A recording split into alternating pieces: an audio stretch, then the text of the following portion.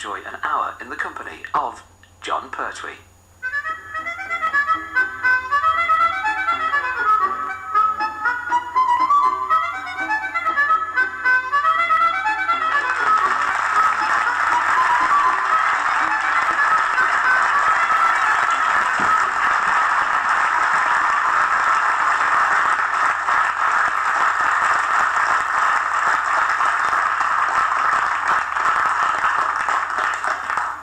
Forgive me sitting upon this stool. This is a new gimmick that is used by artists these days. The idea, of course, is to give an impression of relaxation.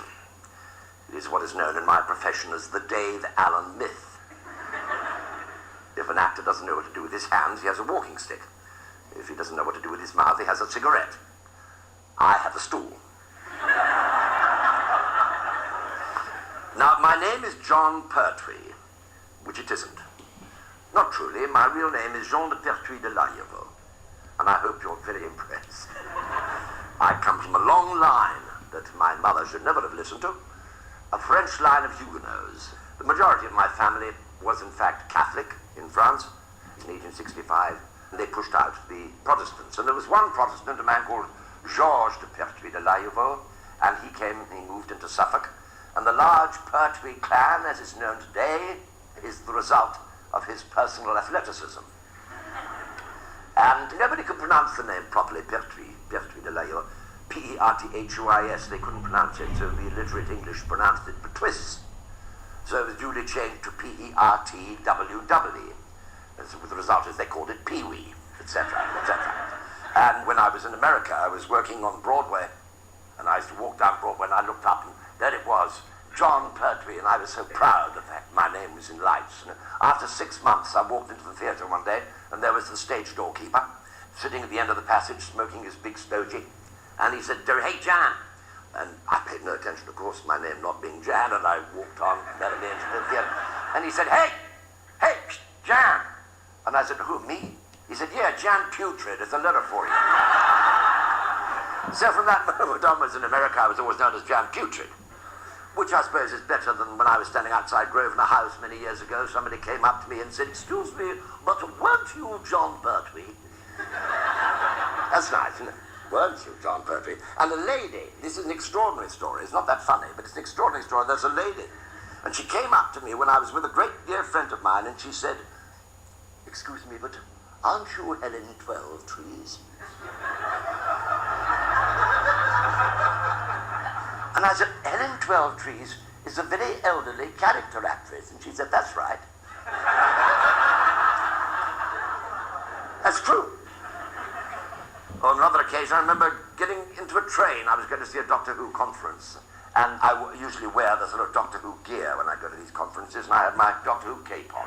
And I tried to find somewhere in this train that was empty, and the whole train was absolutely full.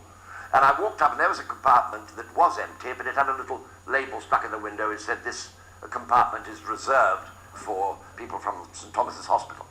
And so I thought, there's nobody there, so I'll go in. And I sat down, and just as the train was leaving, the door opened, and in came two men in white coats with a collection of people, all of it doolally chaps. They all sat down very happily, and the nurse thought he'd count everybody up and check them all out, and he said, "Right, now let's have a little count here. Now then, 1, 2, and he looked at me, he said, "Who are you?" And I said, "I'm Doctor Who." He said, 4, 5, 6. Anyway, as I was telling you, I'd come from a long theatrical family. My father was Roland Pertwee. He was an eminent playwright, and some of you may remember as a writer. He was a scenarist. He worked a lot in Hollywood and in England writing movies. My Uncle Guy, he looked after me when I was very little because my father and mother split up when I was tiny. My mother took one look at me and went, "Phew, no," and she left. And so my granny looked after me. And my Uncle Guy, too. I'd like to tell you, would like to take guys, look here, Mother. Mr. brought me up. He taught elocution as a lesson. He was the professor of the Guildhall School of Music and Drama at the Guildhall, and he taught elocution. Extraordinary how he managed. He was the only man I ever knew who had a motor car, and he didn't change gear to go uphill. He leant forward slowly. Uncle Guy. My grandmother was an opera singer. She had the sort of voice you use to augment grief at funerals. lovely voice, though, she had. Dame Eva Moore, her daughter was Jill Esmond, and Jill Esmond married Laurence Olivier, the world's greatest actor, in my opinion, it was. Let me give you an example of why I say that. He was very shy in many ways. He didn't like people approaching him from the back. Understandable in some ways, but he did it from the front, fine. The back, no. And we went to a party once, and I said, come on, Larry, we're going to this lovely party. He said, no, I'm really right. I said, yes, you're going. He said, I said, yes, you're going. So we took him and we put him on a sofa, and we gave him drink and a sandwich, and we said, no, you'll be all right. And he started to relax when an elderly lady came up behind him, and she clapped her hands over his eyes, and she said, guess who? And that's exactly the sort of thing he hated.